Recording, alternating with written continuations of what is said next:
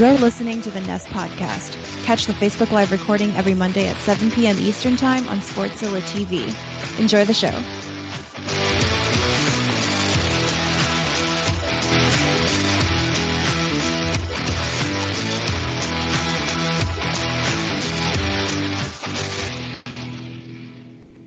What is up, guys? Welcome back to another episode of the Nest Podcast. This is episode number 74, the Bob Lilly episode presented by Sportszilla. I'm your host, Brandon. Joining me, as always, is my co-host, Zach, and my other co-host, Justin. What's up, fellas? How you guys doing? What up? What's going on? Not much. Broadcasting live here on Sportszilla TV. We've got the new setup that we've got going on, the new intro song. A lot of new things for us here in 2020. It seems fitting to go ahead and make it known that Justin is going to stay on with us after football season as more of a regular from now on. So get used to seeing Justin on screen and hearing him in your podcast ear holes. It's about time.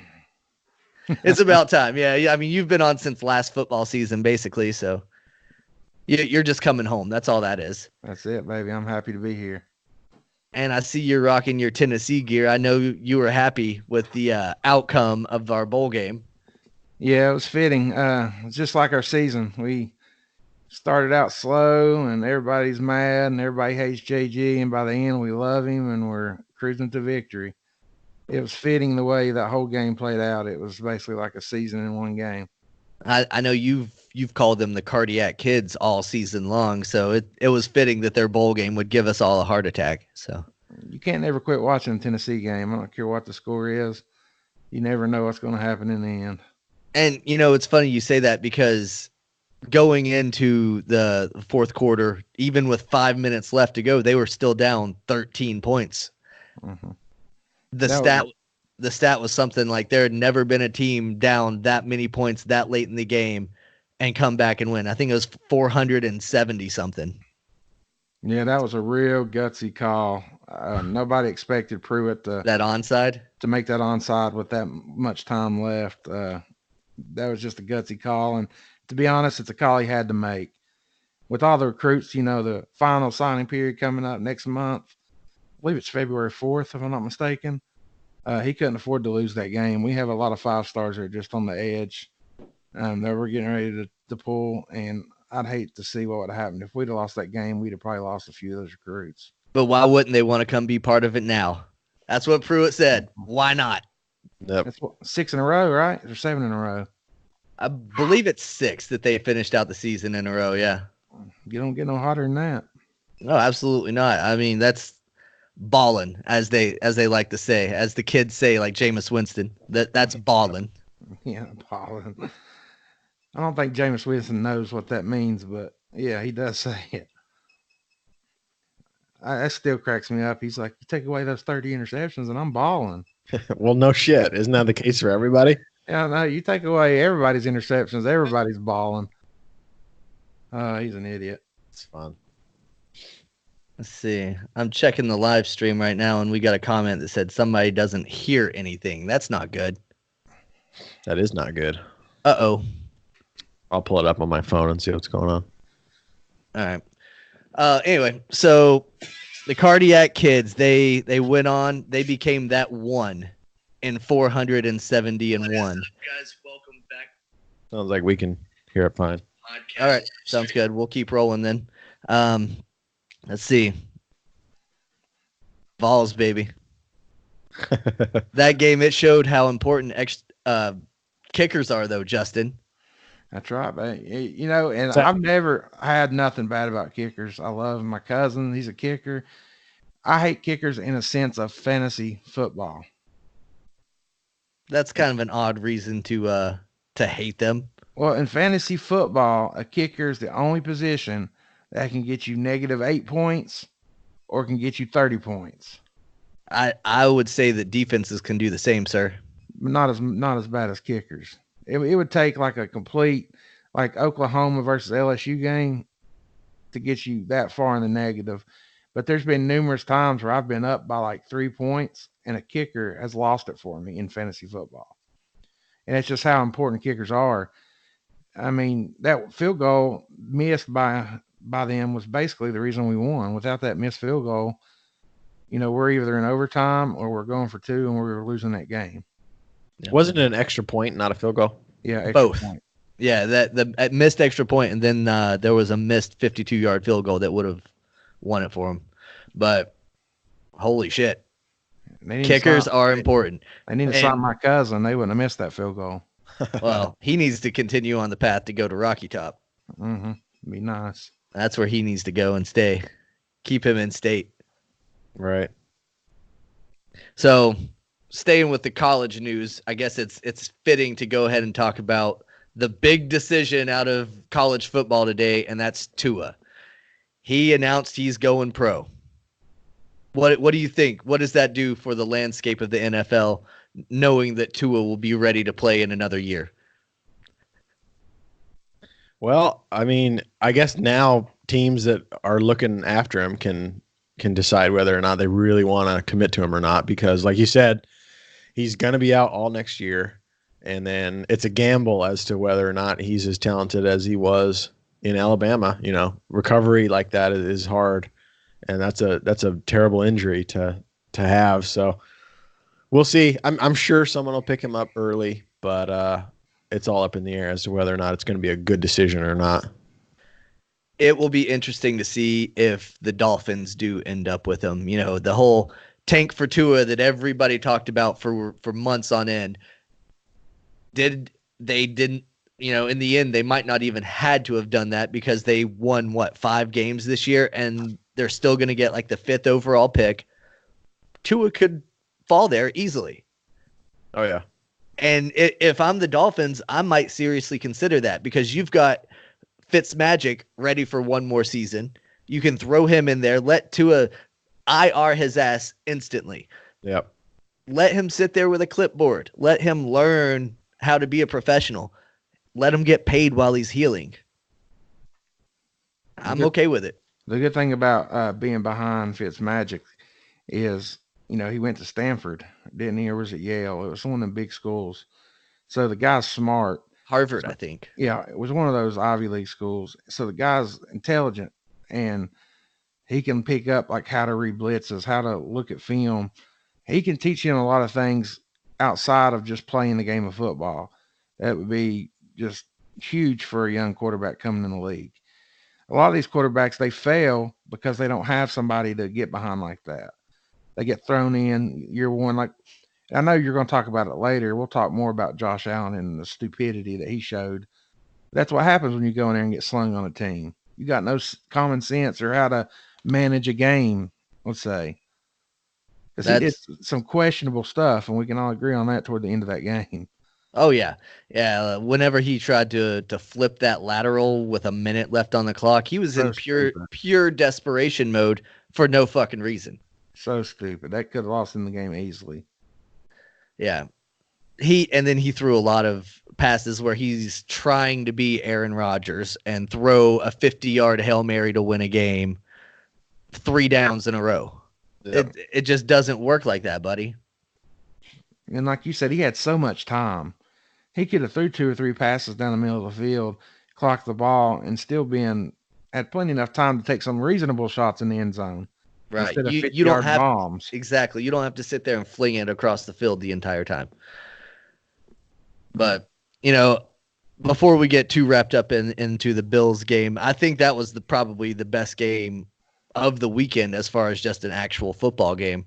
And again, it came down to kickers in that Bills-Texans game, and kickers are important, you two. Mm-hmm. But before we get too much further into it, might as well address the elephant in the room. The flag behind my back. Patriots are gone. America rejoiced. Yep.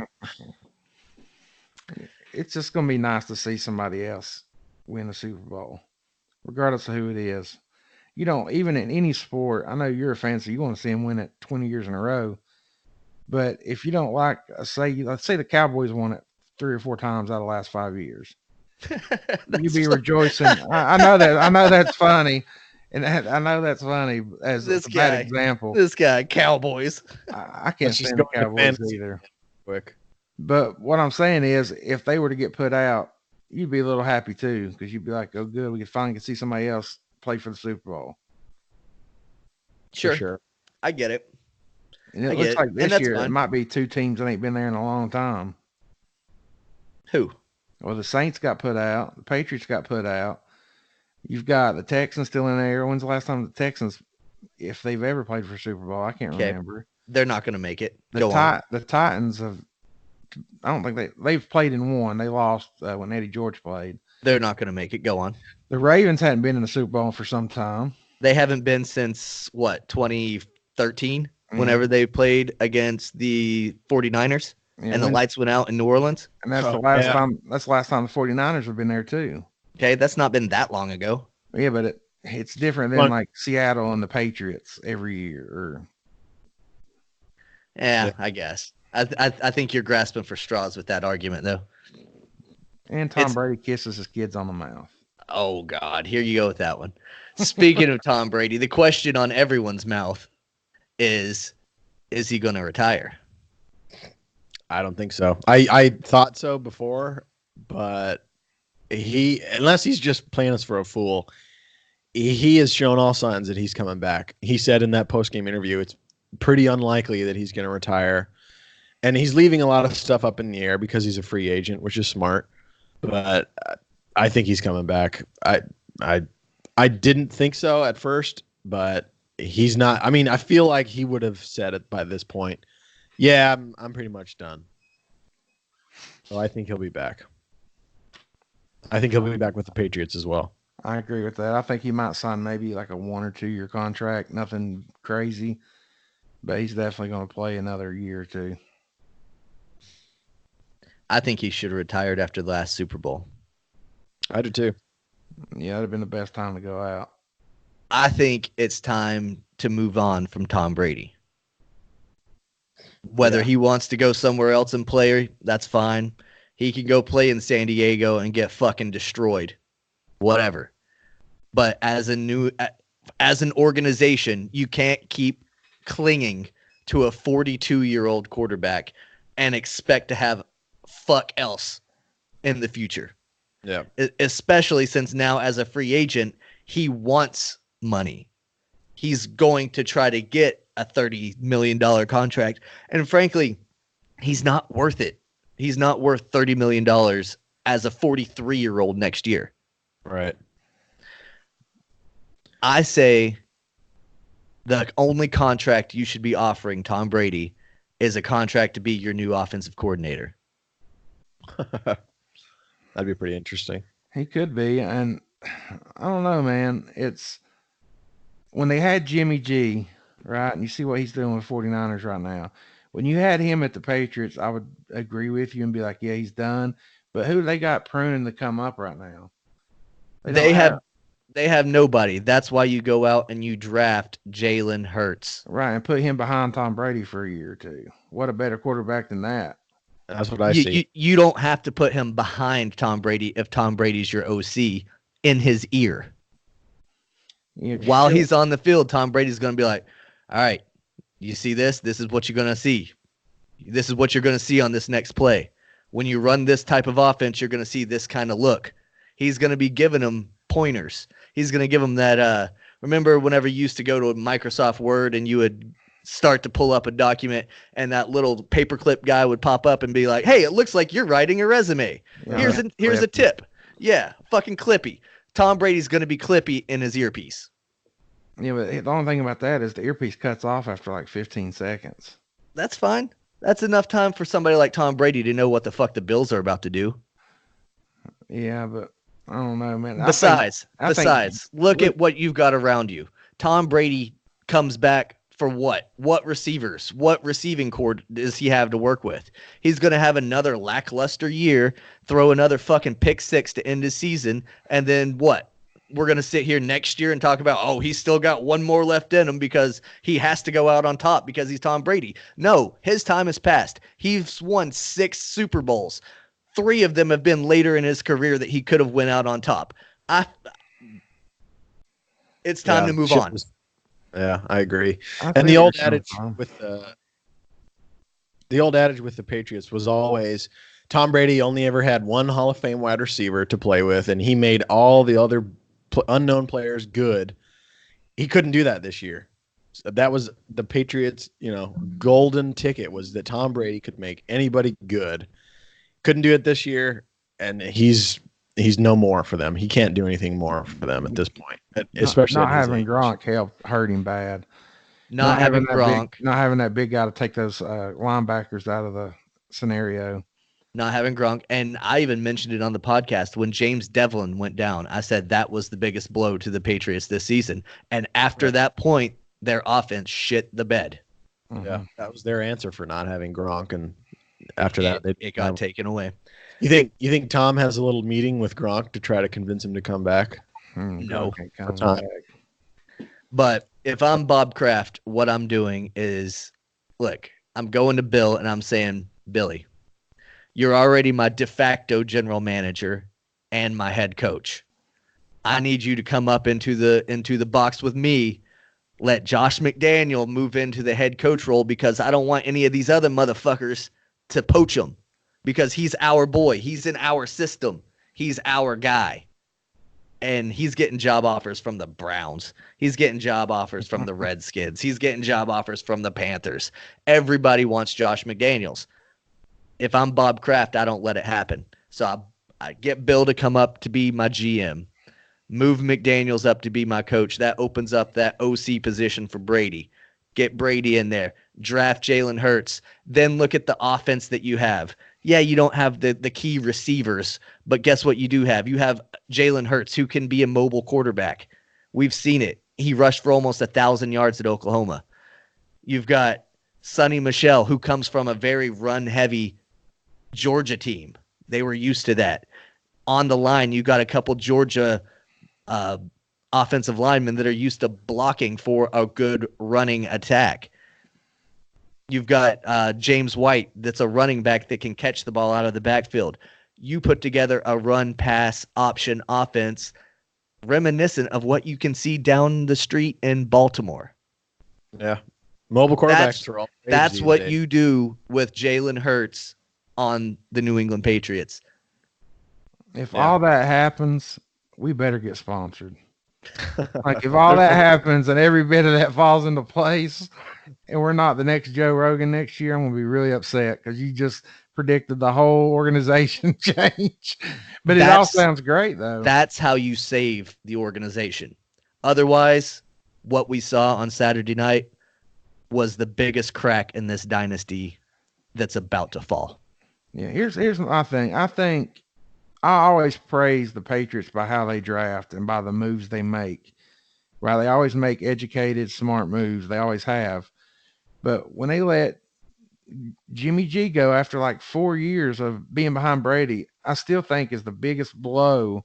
If they had him sitting there as a backup right now, we wouldn't be talking about Tom Brady. Who cares? You've got the next Tom Brady already sitting there waiting. But now you're having to gamble on a Hurts or gamble on a Tua, or whoever to come up. And there's Jimmy G was that sure thing, in my opinion. That was Tom Brady going a little bit longer than he should have, longer than expected, I should say. He should have left, like you said, a year or two ago, and Jimmy G step up. In an ideal world, yeah. But Brady still said that he had some in the tank, and look, he won a couple more Super Bowls. So, but now the writing is on the wall. He's not getting any younger. It's time for him to go. 43 is too old for a quarterback in the NFL. You know what? Drew Brees is knocking on that door too. Absolutely. This was a bad weekend for old quarterbacks. Oh, yeah, poor McCown got in there and not good for him either. Those old quarterbacks showed their age when the game's on the line and it's do or die. These young guys, they can do it better than you can, and I don't think they like to admit it, but from both Drew Brees and Tom Brady, great quarterbacks, but they're getting old, man, and they need to hang it up sooner rather than later. If the Pats roll next season with Tom Brady as their starting quarterback, the Buffalo Bills will win the AFC East. Yeah, absolutely. I think they're knocking on the door. It ain't gonna take much for them to bust through it. No, Josh Allen's got to smarten up though. he does, and I think a year under his belt, a little bit of playoff experience, as brief as it may have been, I think that'll be good for him going forward because he played pretty well throughout the season. Yeah, he had some turnover issues here and there, but show me a rookie quarterback that really doesn't. Like you said, they're being thrown to the wolves without proper tutelage. Nobody was in Buffalo to take him under his shoulder like a good Tom Brady offensive coordinator. And I mean, look what he did for the Bills. When was the last time they were in the playoffs? Well, they did make the playoffs, last year? It was a couple years ago. Whenever the Jags went on their run and into the AFC Championship, because they beat Buffalo in the wild card weekend that year. So it's been 2-3 years, whatever it was. I thought it was cool when they showed the last time Buffalo won, and it was Dan Marino versus Jim Kelly. Jim Kelly. I was like, Jesus, you don't feel like that long ago. Maybe that's us getting old, but we were kids watching that shit, I was in I was in 8th grade or something. Yeah, you're still a kid. Come on. Kid. But I felt like it was 40 years ago. I felt like somebody told me about that game. Right. Okay. Back then it was only in the 90s. I was like, dang, that's crazy. I still remember Doug Flutie, that crazy pass. Mm-hmm. Yeah. What they call that pass? It had a name. The Miracle. It was for Boston College when he played there. It was something. Was Miracle it? something. Yeah. I thought it was for the Bills. I forgot what the name of it was, but they had a name for it. I'll figure that out. I know he had cereal, the Flutie Flake cereal. Yes, that's pretty fun. You ever eat those? No, I never did, but I heard they were just like Frosted Flakes, so nothing special. That's funny. I bet they were nasty. Probably. Oh, it's called the Hail Flutie. Hail Flutie. Yeah, there you go. So we talked a little bit about the Bills and Texans. I think that was the best game of the weekend. It ended up 22-19, like we said, the field goal won. Titans beat the Patriots. Of course, we beat that into the ground. I don't know. I hope the Patriots make some big moves in the offseason because, hey, if not, I'll come and be the GM and run the whole fucking organization because I've got a ton of good ideas. But you see I'm rocking the Red Sox hat, the Red Sox shirt. It's spring training time for me, baby. Let's talk a little bit about the Sunday games. I want to pick your brains a little bit about that. First off, the Vikings and the Saints. Vikings go into the Superdome in New Orleans and beat the Saints 26-20. I don't think anybody saw that coming. Nope. What's crazy, that's the first away game that they've won all year. And they did it in New Orleans, Kirk Cousins has won all year. That's Put right. it that way. It's the first away game he's won all year, and it happened in New Orleans in playoffs. Wow. That's insane. Yeah. Came up big. And Kirk Cousins, the dude who we've all been, at least I have been shitting on him for being overpaid. He stepped up finally. Yeah. He always does in the playoffs, man. He's a playoff machine. And I got to think, and you mentioned it too, Brandon, Breeze wasn't on his game. A lot of those passes he thrown wasn't the normal Breeze pass. I wonder if Bridgewater was in there, if it had been a different outcome. I heard something today, and I don't know if it's true. If anybody out there knows, please let us know. But I heard that Bridgewater was one touchdown away from a huge bonus in his contract. Oh, geez. And they wouldn't put him in to score at all for the rest of the season. And there were games that the Saints were blowing people out. That sucks. Think back to, what was it, week 16, 17, when they beat the Panthers and they were up 3-4 touchdowns on them. That would have been a good time to put in Teddy Bridgewater and see if he can, get into the end zone and get that bonus money. But that's messed up as an organization. Maybe they spend it all on billboards. Well, their fan base, Thomas. Their fan base has another off-season gripe because the last play of this game, of course, happened to be a touchdown for Kyle Rudolph in the corner of the end zone, and pretty compelling evidence that he at least used one arm to shove off a little bit. He barely did it. It wasn't nothing that was crazy. And like that whole play just felt like a dead ball play. Like it was so like, I don't know. There's something about it. It's like it was one-on-one. It wasn't really contested. Like I would at least try to get the pass interference call on defense if I couldn't get the ball. Like everything about that play just seemed way too easy. Yeah, it was a strange play. I mean, they say, you know, he pushed off or whatever, so that would definitely cause it to be a little bit easier. But I don't think he pushed off as much as everybody is making it sound like. Somebody at work was like, "Oh, I saw his head fly back." I'm like, No. well, if you get hit in the chest and your head flies back, then you're pulling a LeBron James, brother. And he's like, "Oh, you saying he flopped?" I was like, if he got hit in the chest and his head flew back, then yeah. Yeah. I haven't watched the replay since yesterday, but I don't think it was definitely enough to where you could tell he was pushing, but I don't think that the defensive back got thrown back in any sense, like he's saying. And for what it's worth, the league officials or whatever could have looked at it. They could have reviewed it, but they opted not to. They didn't think that it warranted a challenge. That's exactly what I was going to say. They put that rule in place because of the Saints. And for them to not even think it was enough to even look at it, they need to just get over it and move on. Yeah. Sorry, Harvey. Right. Yeah, well, it is what it is. You got to move on. I'm ready to change my whole fucking organization, so it is what it is. But the game last night, the Seahawks and the Eagles, man, Carson Wentz in the playoffs. What is it with that? Someone put a curse on that boy. You can't touch him, man. He gets hurt. He's amazing during the regular season, and he's garbage during the playoffs. Well, he gets hurt every damn year. It's not his fault. Man, he needs I'd send him packing.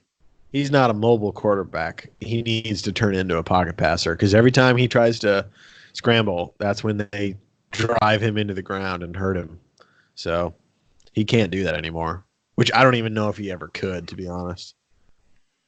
I mean, the year that he first emerged and was an MVP candidate and all that stuff, he was scrambling around the field and he was able to elude a lot of tackles.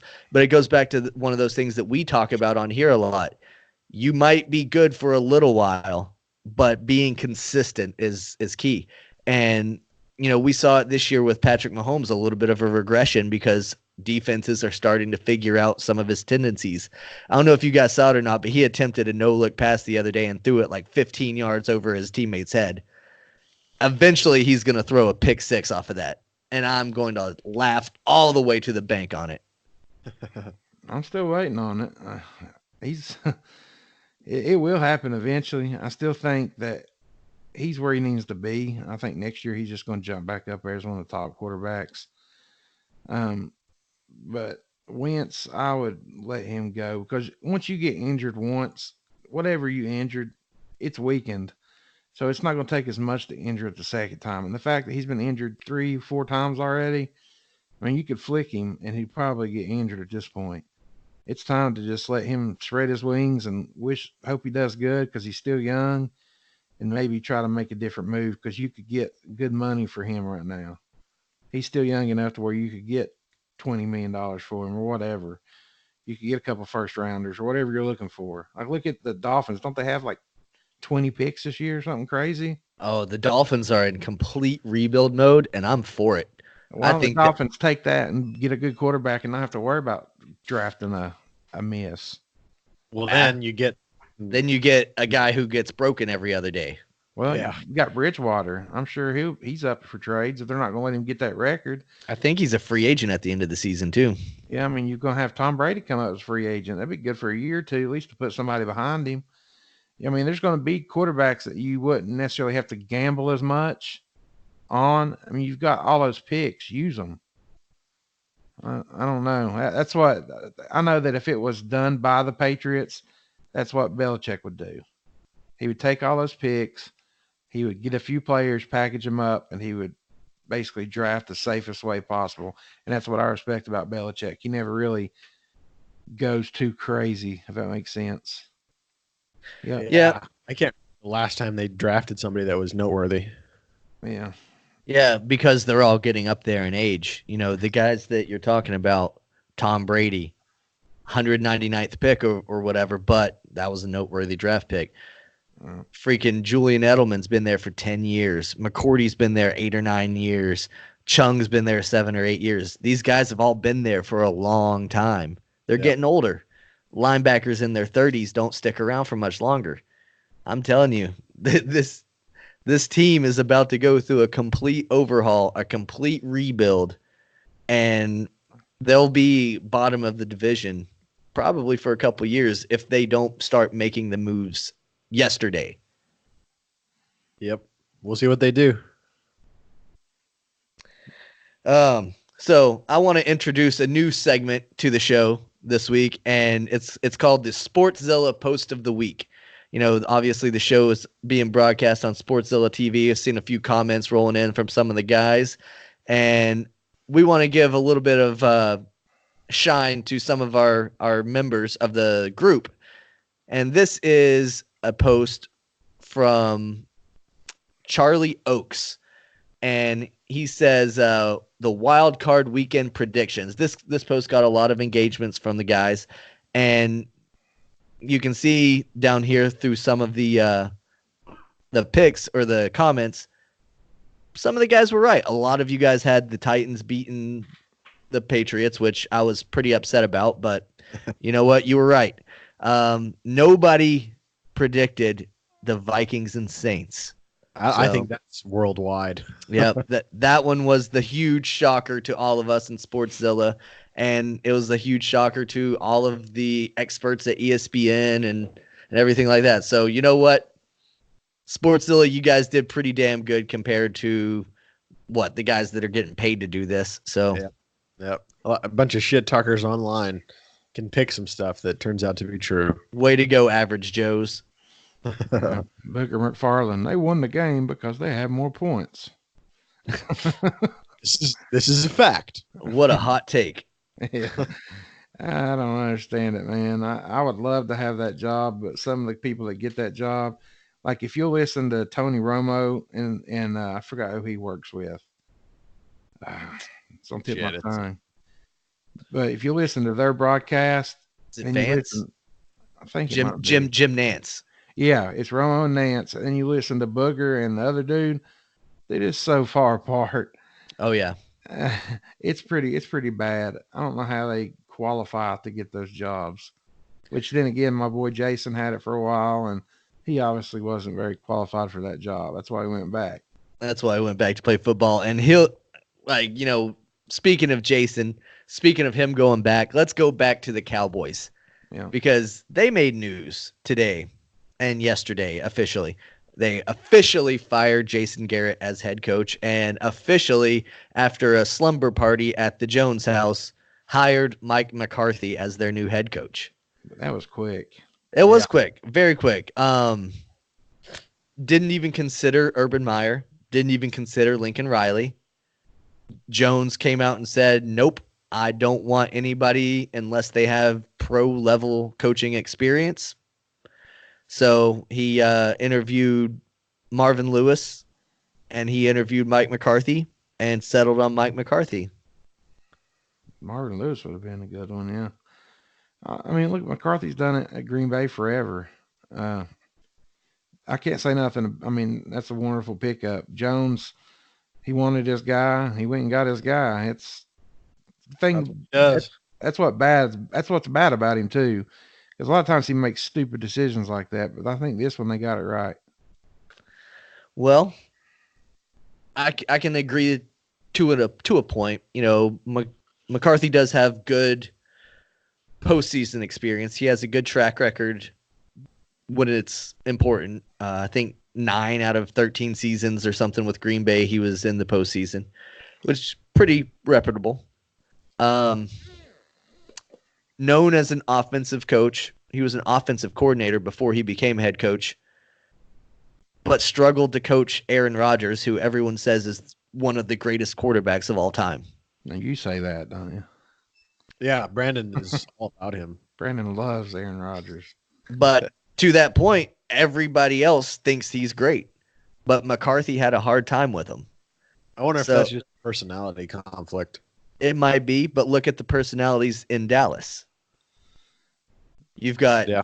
Dak Prescott, who wants to get paid. Zeke Elliott, that just got paid, and he's pretty flashy about it. He's so diva. He is such a diva. You got Cooper, who's looking for a payday. He deserves to get paid. The one that actually does. Yeah. So, how's he going to handle that trio of talents, plus trying to glad hand Jerry Jones every 5 minutes? Yeah, that's what my immediate thought was on the whole deal.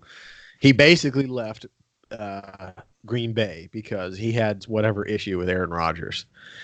If he can't handle one star player, how is he going to battle Dak's personality and Zeke's personality, and also have to do everything that Jerry Jones wants to do? Because that's how that team is ran. Mm-hmm. I don't know. I mean, maybe he'll just be able to change his tune and do whatever the man wants, but we'll see. Only time will tell.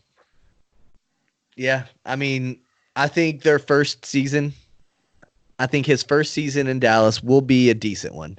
I think there's a good chance that they could go 9-7, 10-6, probably win the NFC East with that, and everything will be hunky dory. They'll get bounced in the first round of the playoffs or whatever, but that's what the Cowboys do. And that'll be fine because next year they should be able to franchise tag Dak. That's what I would do with him. 100%. I would slap the franchise tag on him for next season and hope that that's good enough for a little while at least. I wouldn't give him a huge extension, but I'm not Jerry Jones either, so I don't know. After that, I think they'll have a down year because then they'll have to pay Dak after this coming season, 2020 season. They'll make the playoffs, blah, blah, blah. The next year, they'll have to pay Dak.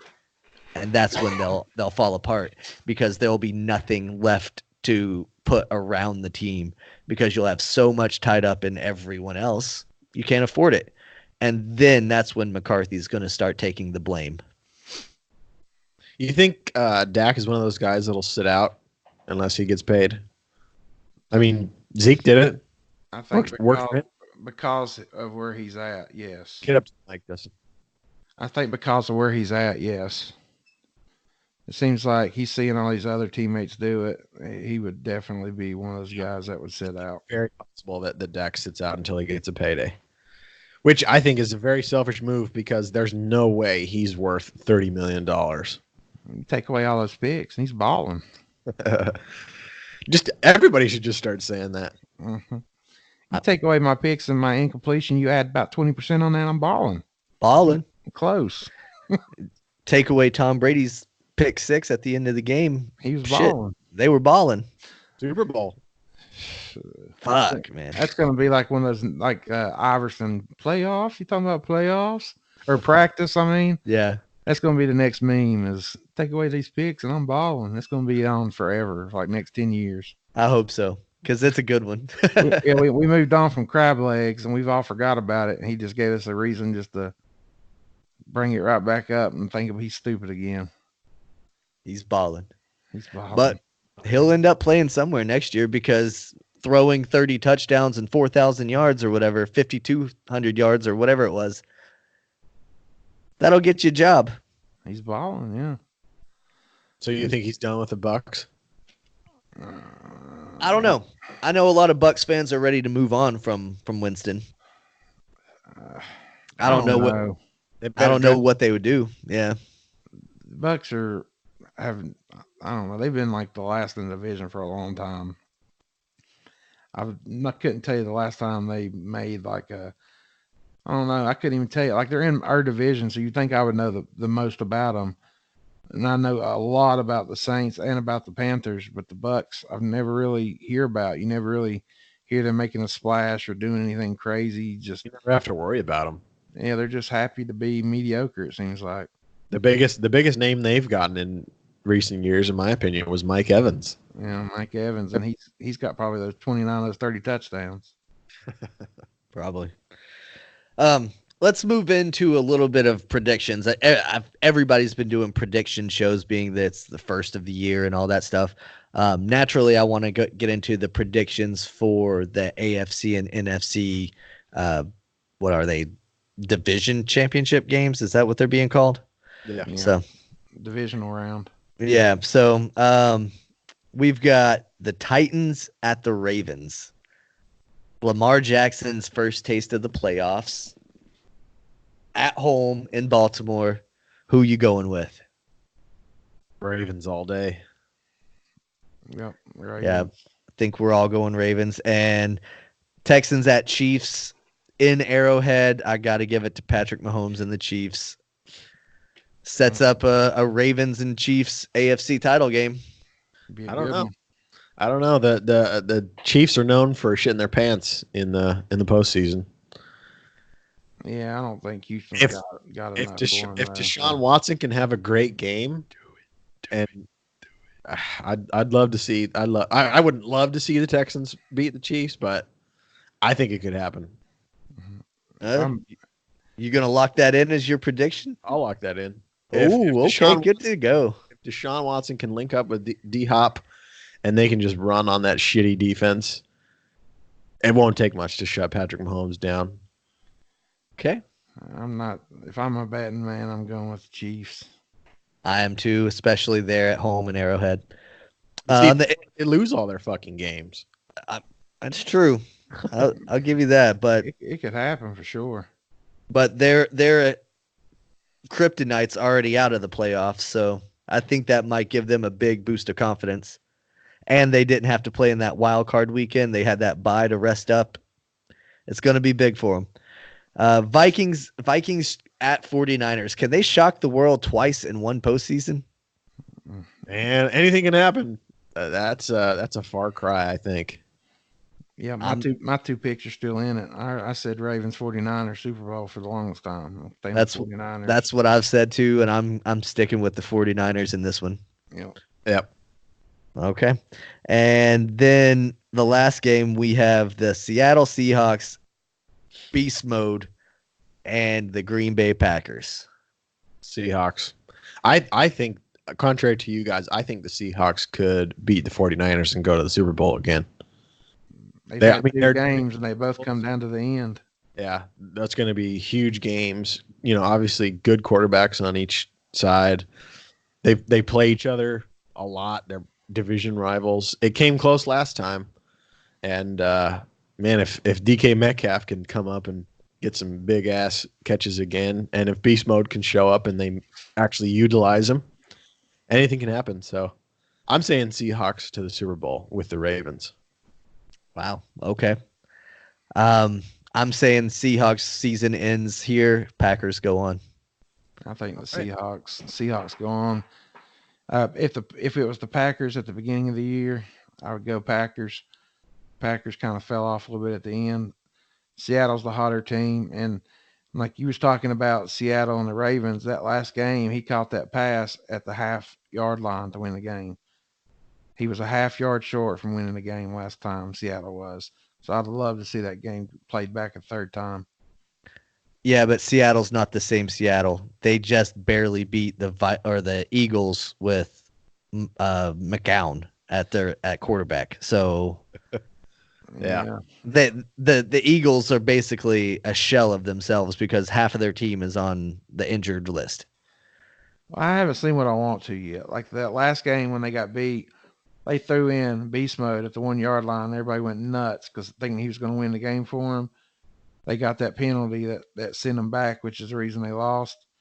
I want to see beast mode at the 1 yard line take one home.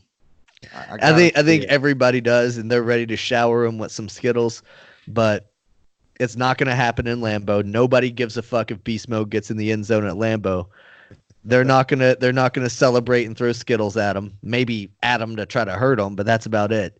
They want to see the Lambeau leap, and I think they're going to see plenty of them. It's going to be a cold game, probably snowing. You know how it is in Wisconsin. That is true. If it snows, my prediction changes completely. If it's clear, then Seattle. If it snows, Pack. Either way, Pack. Anyway, let's move into more unconventional predictions this year. I predict that AB is done with football. He won't be back in the league in 2020. I think he's going to get the outcast label that Colin Kaepernick has gotten. And it's just, you're too much of a distraction no matter what it is you're doing. Yeah, you're a good football player, but you're not worth the distraction that you cause. AB is done with football. Yeah. I think if a team were to pick him up, they would have done it by now. Same with Colin Kaepernick. It's this year went by without someone picking him up. A lot of teams needed him. No one did it. He's tainted. I think the circus show will continue in the offseason to try to stay relevant and try to stay busy, if you will. But it's didn't put out some sort of rap music video or something. Oh, I can't wait to hear it. I think he'll come back in the summer. He'll be on a team. I don't think he makes it more than one game before he's off said team. Okay, that's fair. That's fair. Somebody bring him back for training camp or whatever, kind of like the Raiders incident. Yeah, I think it's the same. The Patriots have rights on him or whatever. Not anymore. Now that the season's over, they didn't pay him anyway. Gotcha. I think they had to pay him to keep those rights. Yeah, that's probably true. You're right. Another thing that I'm going to go on a limb and predict, I'm going to predict that the XFL is going to have a successful season and they'll be renewed or pick up for a second season. I think it's going to be good. I think they learned their lessons from the first go around. They learned their lessons from the AAF's attempt at starting a new league, and I think they'll get it right this time. Man, I hope so. I think it'll be a viable option for football fans during the spring. If they don't try to change too much, like last time they had that sprint to the ball and all that stupid stuff. If they cut all that out and they stick it more to football, yes, it depends on what they try to throw in there that's not football related. As far as I know, they don't have too many crazy. It's pretty straight up, yeah. Yeah. And I mean, they learned a lot of those lessons. It's all basically guys that could be on an NFL team, but just for whatever circumstances, there's more talent out there, and they're just surplus, if you will. So I think it'll be good. I see it being like a minor league. Like, you got minor league baseball teams. I see it being more of that, where, a lot of people go overseas and play ball. I think this will be a league where people get plucked, like during the season, to play in the NFL. Somebody goes down and so-and-so's balling out.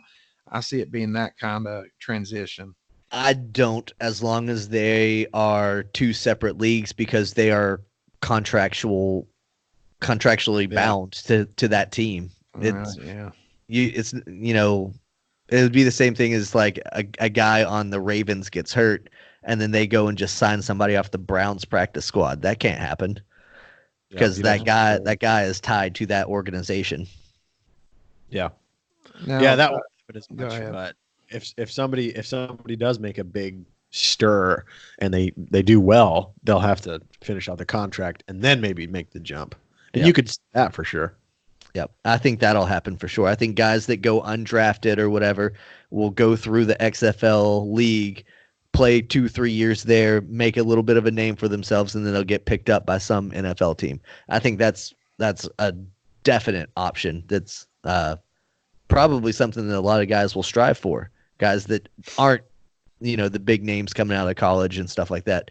That'll be a great way for them to go and keep playing football, get paid to do it, and hopefully one day realize your dream. Yeah, that's what I'm thinking. Like, a lot of these guys don't make the NFL, so they have to go get a real job. That cuts away from them lifting, working, chasing their dream. This will give them a paycheck so they can continue to chase that dream. And if Ice Cube can do it with the Big Three, which I enjoy watching, it's awesome if you ain't ever seen it. It is. If he can do the Big Three and XFL kind of in that manner and keep those big name coaches like the Michael Vicks and these, big coaches, and keep the big names in there, yeah, that would be pretty sweet. And give us another maybe extend the football season for us. When do you plan on doing it? Same time or? I think it's the week after the Super Bowl or 2 weeks after the Super Bowl is when they start. See, that'll give us a reason to keep watching. Yeah. To have football last a little longer. Maybe they'll do like fantasy with XFL. That would be sweet. Yeah. I mean, you definitely help learn the players a little bit better and stuff like that. Most of the time, or not most of the time, during the summer and spring, Zach and I like to talk a lot about baseball. If you're watching on the stream right now, you might notice the Cardinals stuff behind Zach. You notice the Red Sox hat on me. We like to talk baseball. I have a prediction for baseball this year. And the easy prediction is to go out and say, oh, the Yankees are going to dominate. The Yankees are going to win, blah, blah, blah. But I think the surprise team and who's going to come up and win the American League West this year is going to be the Angels. 100%. That's my bold prediction for baseball this year, is that the Angels are going to win the American League West. I think the Houston Astros are going to see an immediate regression, regardless of what the outcome is of the pending investigation and all that stuff. I think they'll see an immediate regression because they're no longer going to have that upper hand, alleged or otherwise. And I think a lot of their players are going to be gone now. You know, obviously Cole's gone. They got rid of Marisnik already. A couple other guys have transitioned off of this team. They're not going to be the same, and the Angels have done nothing but upgrade. Yeah, they've gone out and gotten pieces that are much needed. So yeah, they're going to be dangerous next year for sure. I still think they need some arms to really be competitive in the long term, like World Series run. But I think they definitely have enough firepower that they can take over the West whenever the Astros are slumping, when they dip. Yep. And I think AJ Hinch, another prediction, AJ Hinch is going to get suspended, possibly banned from baseball. 100%. I got a prediction. I predict now that I'm on this podcast full time that I will be watching a lot more baseball this year so that I can keep up with everybody. That would be pretty awesome. Yeah. Justin, you're a longtime Braves fan, but you really don't keep up with it that religiously. So it'll be a good excuse for you to get back into the sport of your childhood and start following these guys, because the Braves are an exciting young team too. Oh yeah. They made a good run this year, and we usually try to go at least once a year to the games. Cool. So, you know, it keeps me in it, I guess you would say. So I definitely know a lot of the Braves, like Acuna and those young guys. So I just have to follow more stat wise. That's something I've never really been I've never really been good at following that, but I'm going to get better at it. I'm here every day, and I just turn them on, and I watch them while I'm doing whatever else I'm doing, and that's my basically nightly routine during baseball season. Yeah, you know how a lot of people come home and they've got to watch, you know, the Dancing with the Stars on this night, and then they have to watch fucking Survivor on this night, and then The Voice on this night. It's just baseball. Yep. Usually for the Red Sox, it's nearly every night of the week. Mondays are usually off nights, so that's perfect for a podcast. That makes sense why it's on a Monday.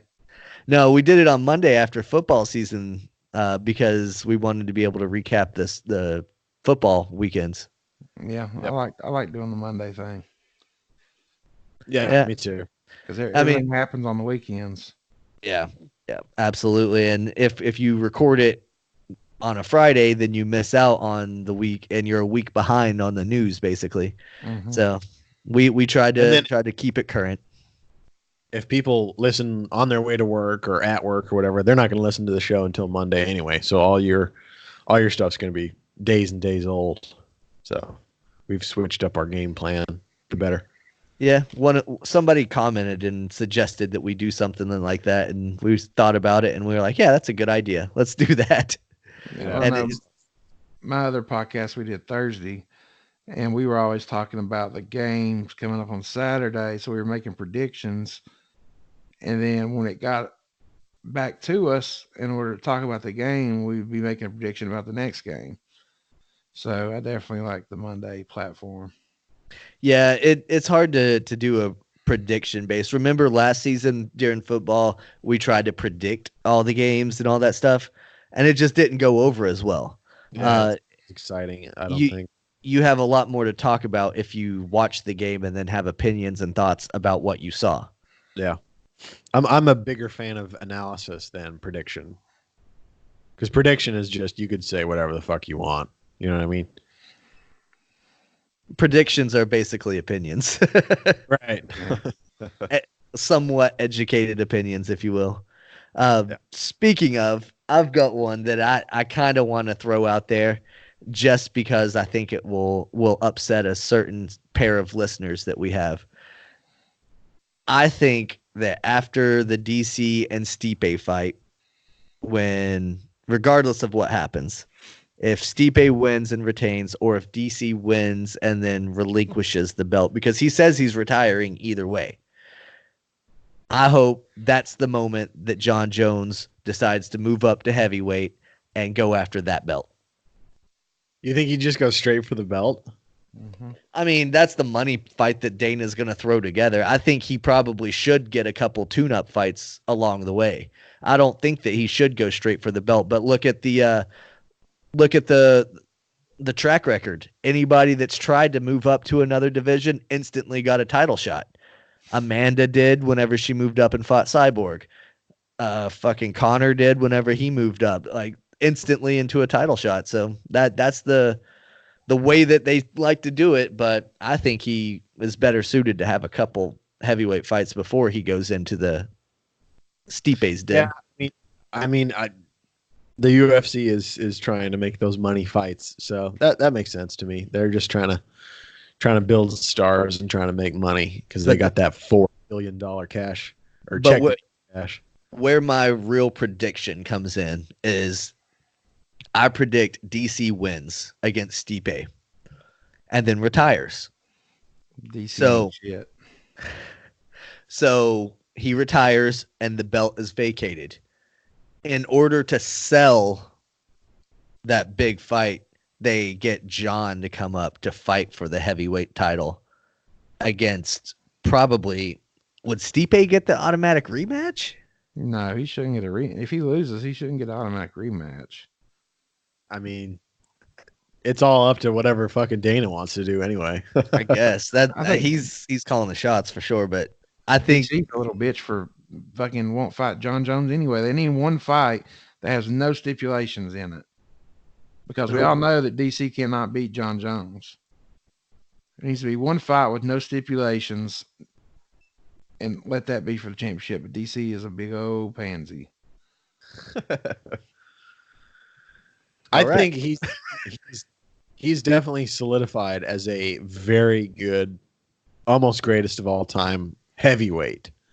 And I think John would be, I don't know, it'd be a tough fight if he went up to heavyweight and fought DC. Still beats him. I think so too, but it'd be a lot tougher than at 205. So I think DC is just waiting, and I don't think John is going to go up and fight him, because I think John knows that there's a chance that he could lose, and then that whole deal is over between them.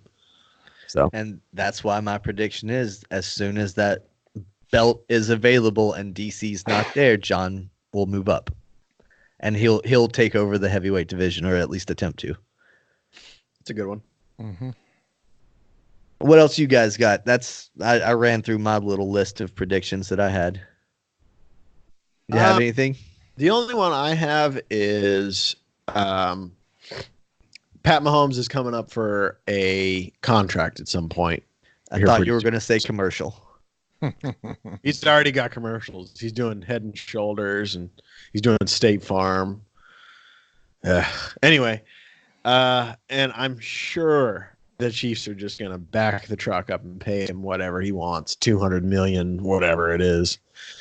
And that in turn means that they won't have any money to pay Tyreek Hill, Travis Kelce, Sammy Watkins. anyone else on that team.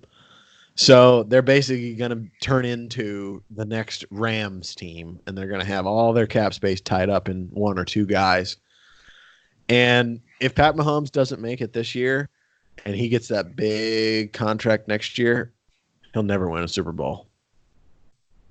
So my prediction is that Pat Mahomes will get a huge paycheck, and then the Chiefs will be stuck with him for however long, and they won't make it anywhere because they don't have any pieces. Yeah, I saw something today that they were entertaining the idea of, I believe it was 8-year, $200 million contract, which would put him about $40 million per year. Wow. Crazy. I'm going to go bounce off your prediction, Zach. I think in the next, this is happening more and more. It's happened with Zeke. It's happened basically every year. The next person is going to get paid more, just like it's going to happen to Mahomes. I think within the next 3 to 5 years, the cap space in the NFL is going to bounce up. And I think see that. It's going to give teams more money to spend. I could see them doing like a cutoff at some point, because you can't just keep paying, in 2040, paying a quarterback $800 million a year. You can't keep going. There's got to be a stoppage point. I think they'll eventually cap it by position. Yeah, I think so too. They'll basically look at it and say, okay, you have what is the cap now? 208 million or something like that. I'm not even sure. It's not enough. Yeah, but what you would do is you would look at it and you would say, okay, quarterbacks are worth X amount of percentage of that money, and you can pay your quarterback up to this amount if you want to. And then, or you could pay them less and give that money somewhere else, but there's a certain cap for running backs, a certain cap for wide receivers. That way, eventually, all of your money doesn't get tied up into 3 or 4 players on your team, and it's spread load to your linemen who don't get paid as much as, a star running back. Mm-hmm. Yeah. But the linemen are who make the hole so that the running back looks good. Yeah. That's why Lamar Jackson gave his linemen Rolexes. Yep. He gets it. Well, here's the thing, though, is like the more and more this happens, you're going to have all the best players sitting at home during the playoffs. And nobody wants to see that. Everybody wants to see Mahomes and all these like players in the playoffs. They want to see that. So unless they do something like what me and you're talking about, that's never going to happen. So it's whoever's got the best quarterbacks never going to make the playoffs because they have no receivers, no running back. Think about it right now. Who's sitting at home? Yeah. Dak, Zeke, Cooper, Gurley, Michael Thomas, Goff. Well, but they made the playoffs. Julio Jones. Right. Yep. You got some big name guys that didn't even make the playoffs, and and we're talking about DK Metcalf, a rookie. A rookie. He's balling out in the playoffs. Here's one for you: OBJ. Yeah. Yep. Saquon Barkley not in the playoffs. Yeah, I don't think it needs to be like baseball where there's no cap. It's just whoever's got the most money. I don't think it should be like that. But I love that. I mean, I do to a point, but it makes some teams way better than other teams. So fucking what? It's just a matter of who's got the most money. That puts people like blame your owner. Yeah, your owner needs to be more balling. Blame the owner of your team in baseball. It's the owners eating at McDonald's and like, shit, man, I can't get a McDouble today. If you're mad that your baseball team doesn't go out and get free agent acquisitions or doesn't sign the big or, try to keep the big name players on their team or whatever it is, it's your owner's fault. He has the option to do that. This motherfucker is a multi-billionaire. Trust me, I don't know what team you love, but I know your owner is a billionaire. And Absolutely. He can afford to pay this shit. He's just not, because he's a greedy prick and wants all of your money. I think if that were the case, the Cowboys would immediately turn into the Yankees. Jerry's got fuckloads of money. He wants nothing but a Super Bowl ring, and he would pay whatever it takes to win one. Yeah, by the way, in baseball, if you go over what they call the luxury tax, then you have to sacrifice draft picks, you have to pay fines and stuff like that. So it's not like there's just no cap for no fucking reason. There is a luxury threshold that if you go over, you have to face the punishment for it. Yep. Yankees, Red Sox, a lot of teams are constantly over it. In fact, that's why the Red Sox are trying to trade off as many people as they can this offseason to get below that so that they can start their rebuild. That makes sense. Yep.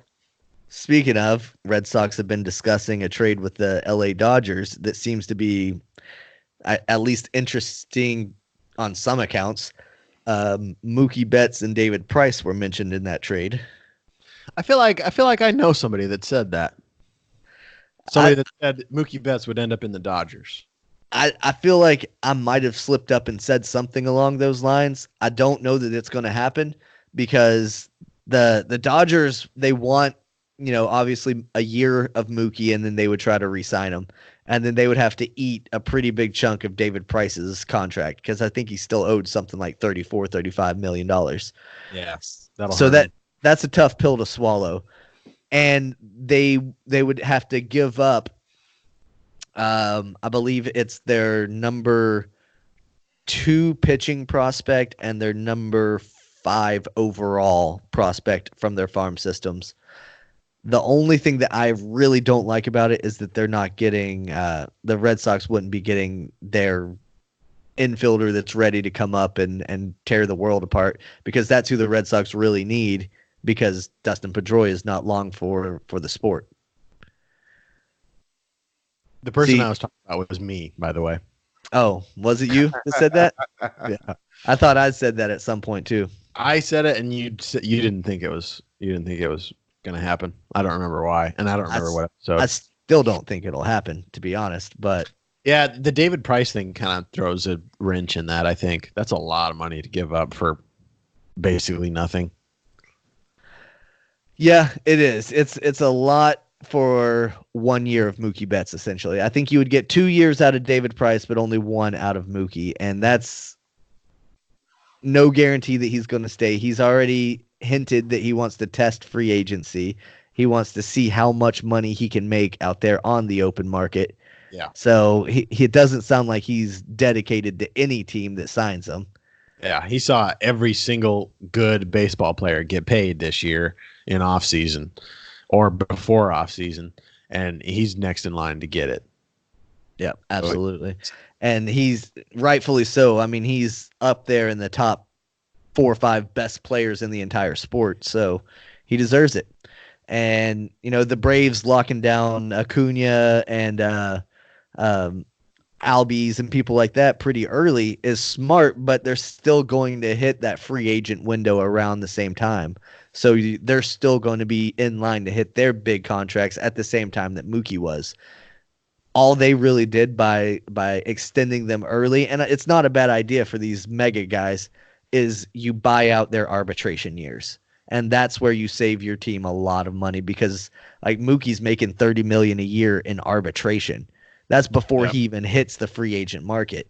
Whereas Albies, or not Albies, but Acuna, he signed that $150 million contract for 8 years or whatever. So the most he's going to make is like 17 million, 18 million a year, whatever it is. That's a bargain for a great all-star talent. Oh man, I'm excited for baseball. Fuck. I can't wait.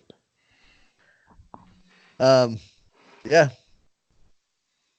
That's all I got, guys. Do you have anything else you want to talk about? I've got something cool that I saw. Bring it. There was somebody that was on The Bachelor, right? The show. Her name was Jade Roper Tolbert.